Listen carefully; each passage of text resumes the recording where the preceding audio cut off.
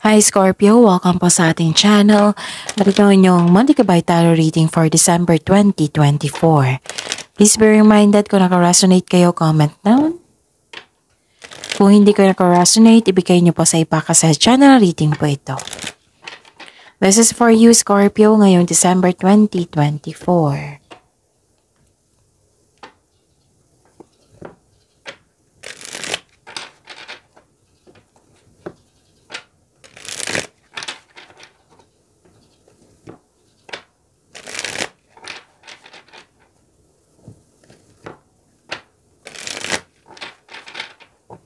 Para po ito sa inyo Scorpio ngayong December 2024.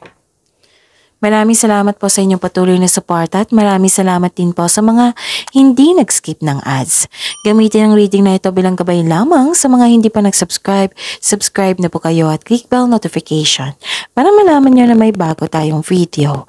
Para sa mga gustong magpa-reading po, may lumabas dyan sa screen nyo ngayon. Panoorin nyo po sunti ng instruction. Calling the attention sa mga suki ko dito na Scorpio. Open na po inyong monthly kabay tarot reading for December 2024. May 6 months from now reading tayo at love life reading po. So message me for schedule, Scorpio. Maraming salamat po. Spirits Guide, mga ganap po para kay Scorpio.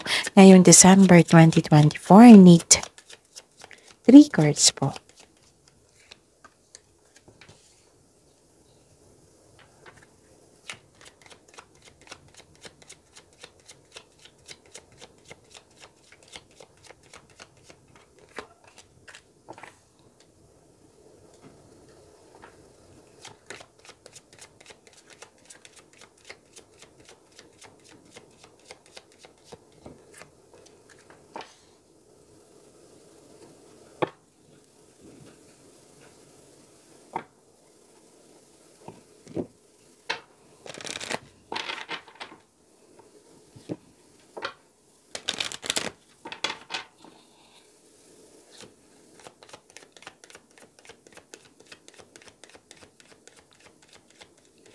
Spirits guys, angels, archangels, guardian angels, message po para kay Scorpio ngayong December 2024.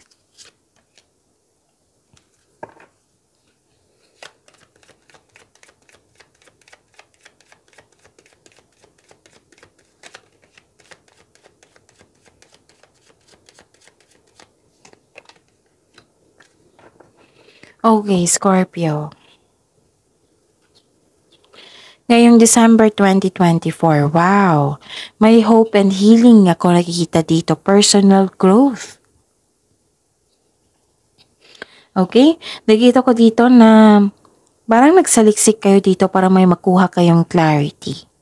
Ang ganda nito, hope and healing. Lahat ng signs gusto nito, Scorpio, nasa iyo. Personal development, wow. And nakita ko dito na recognition.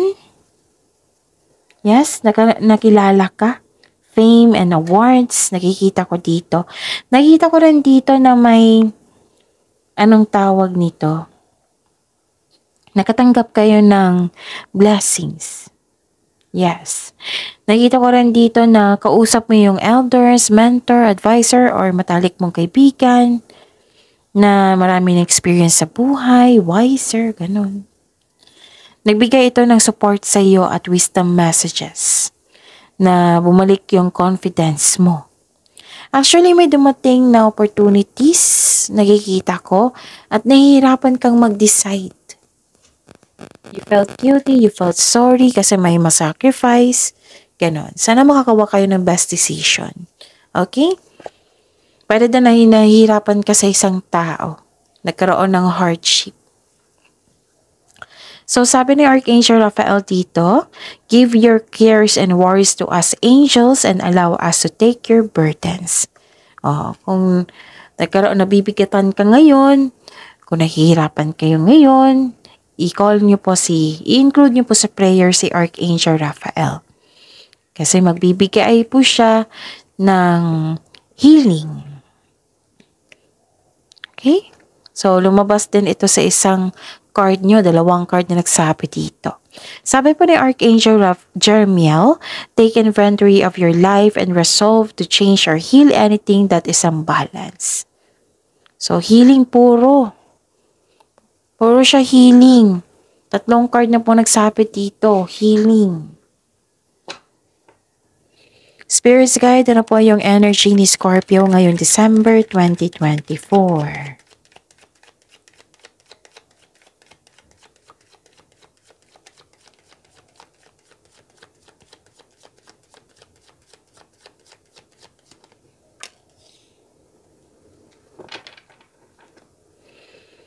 And the clarification of this card po.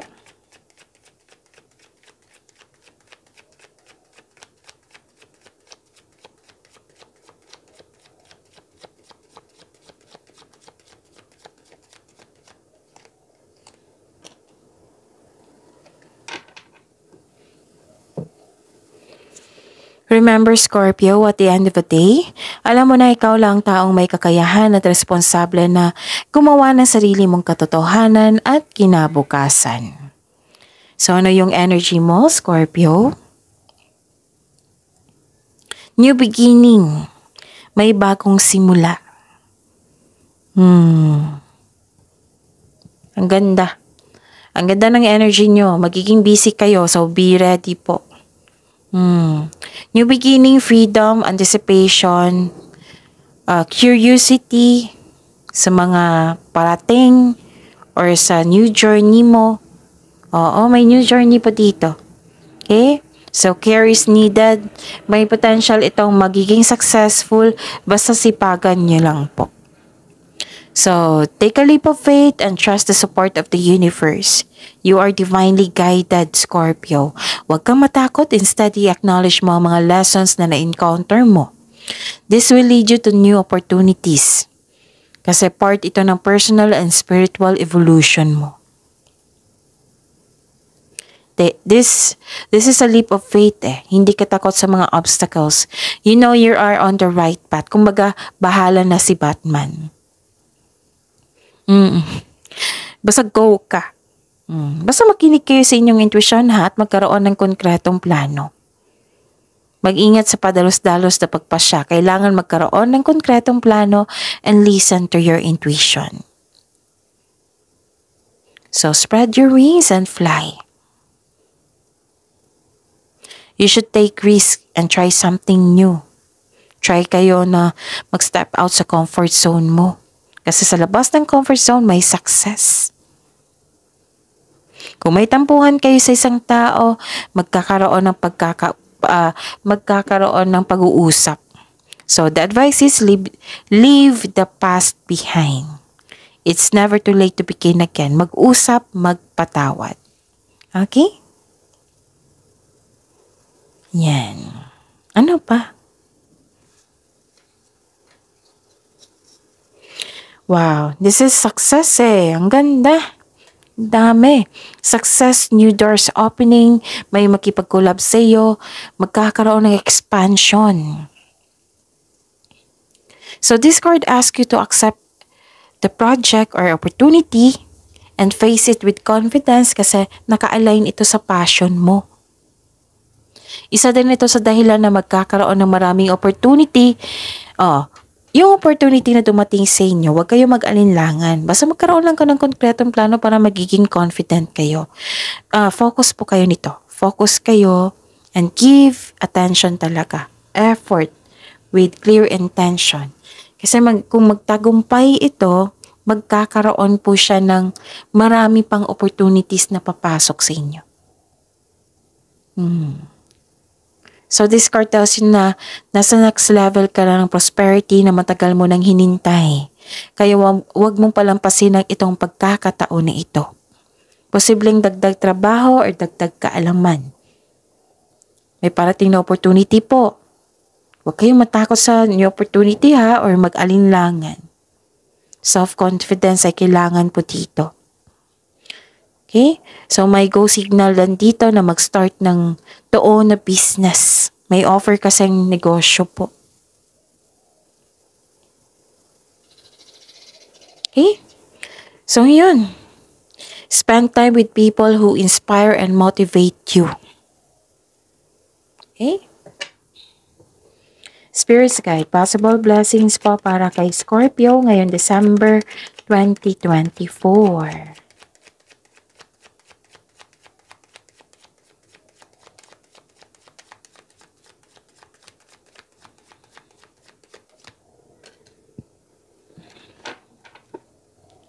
The clarification of this card po, blessings po para kay Scorpio.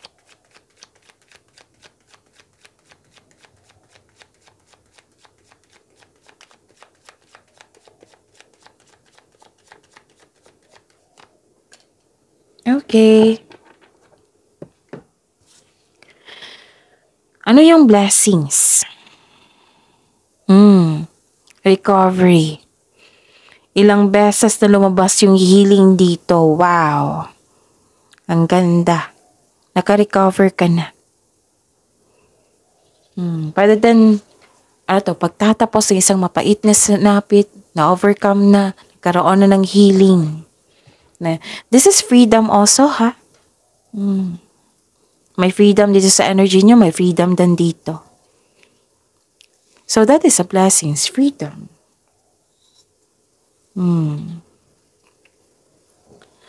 Maraming gawain. Daming blessings, ha? Maraming gawain. May sabi lang ang card nyo dito na kailangan ng pagbalanse kasi overworking nakikita ko dito or naging workaholic kayo. Kailangan ng pahinga, syempre. Umiwas din na kayo sa taong toxic. Okay? Hindi na kailangan magalit, umiwas na lang po. So, this card tells you na this is a good sign na ibinandun na mo na yung mga toxic na tao, toxic na environment. You have your freedom. Hope and healing to eh. Nalampasan mo na. This is called recovery. Kasi dalawang card na po nagsabi dito na sobrang sipag nyo, Scorpio. Sobrang busy nyo ngayon. Be ready. Sa December 2024, be ready po. Magiging busy talaga kayo.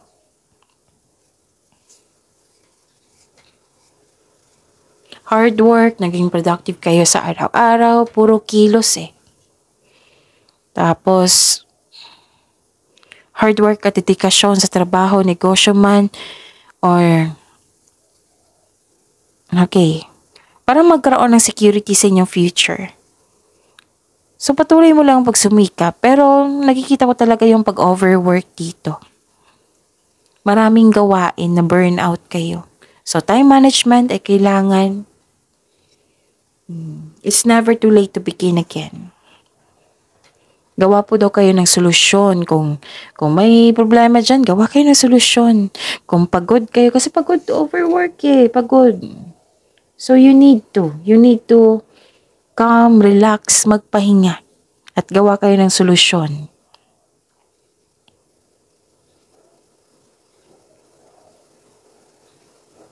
Okay?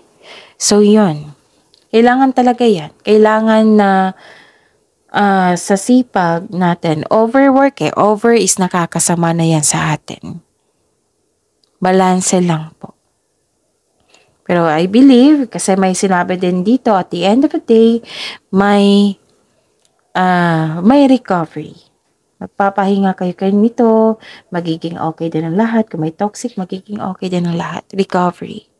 Pero yung dalawang card na nagsabi dito na, kung pwede, umiiwas na lang po sa toxicity.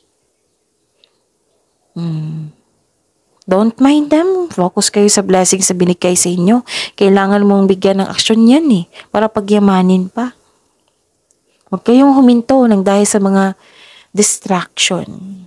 So at least claim this recovery. Ang ganda. 1, 2, 3, 4. 4 na card na nagsabi niyan. Okay? So yun. Kasi nagkaroon sabi ni Archangel Jeremiel dito. Kasi naging unbalance. So kailangan mong i-resolve. Kailangan maging balance eh. Resolve to change, make change.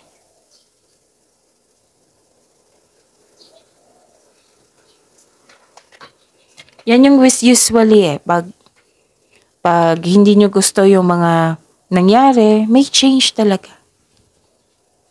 Baka may kailangan baguhin para may pagbabago. Okay? Spirits guide. Challenges na ma-overcome ni Scorpio ngayong December 2024.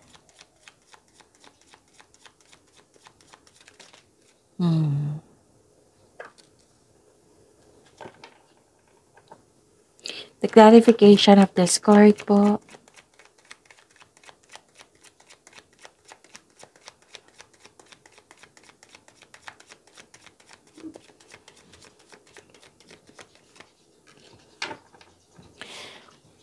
Okay. Maraming salamat po sa patuloy na tiwala suporta sa ating channel. At maraming salamat din po sa mga hindi nag-skip ng ads. Okay?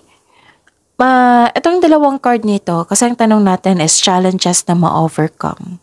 Overcome nyo to. So be ready. At least alam niyo kung ano yung mga ma-encounter nyo at mabigyan nyo ng solusyon.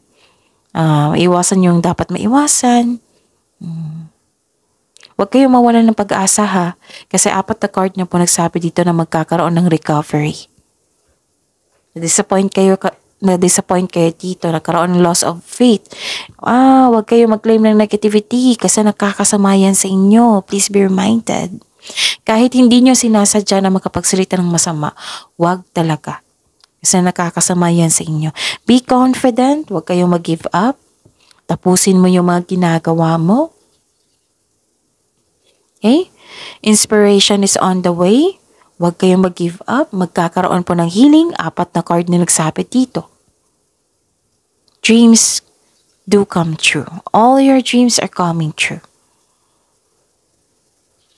Heal from the past, feeling hopeful for the future. Okay? So, yun. Kahit curse words yan, kahit self-pity ba yan, iwasan nyo talaga kasi nakakasama yan sa inyo. Nakikita ko dito na pagkatapos ito ma-overcome nyo, magkakaroon ng awards and fame. May money luck ka nga ako nakita dito. L-U-C-K, money luck po. May recovery. Recovery kasi. Maging positibo po at gumawa ng paraan. Okay? So, yun. Huwag kayong mawalan ng pag-asa.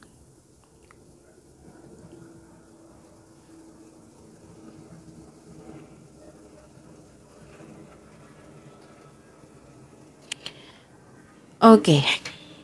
Nakikita ko dito na may concern kayo sa isang tao na may high hopes and expectation siya. What I meant is, disappointed ka sa isang tao kasi may high hopes and expectation ka na hindi niya nabigay. Yun, natumbok ko. Hindi niya nabigay yung promises niya. Or malaki ang expectation mo sa kanya. Na-disappoint kayo. Pero then may tao na biglang nagbago. Na hindi siya katulad dati. Ngayon bigla siya nagbago na hindi mo nagustuhan. Pero at least nalaman mo na yun pala ang totoong ugali niya. Diba? Para magawan mo ng paraan, maiwasan mo pa, ganun. Aware kayo eh. May tao rin dito na hiningan mo ng tulong, pero tinanggihan ka. Hindi siya handang magbigay ng tulong. Na-disappoint ka dito eh. Pwede din naging gusto nyong magkaroon ng perfect outcome yung mga ginagawa nyo. So, for me,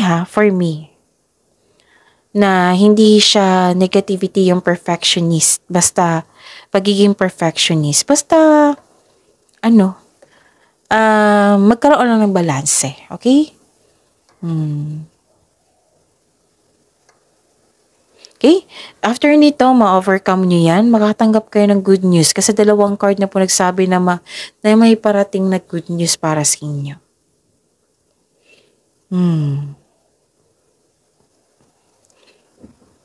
Okay? Kung may bago kayong kakilala, kilalanin nyo ng mabuti. Pinupush ng cards dito na may offer new opportunity or project na magiging excited kayo. Mag-overcome nyo to. Okay?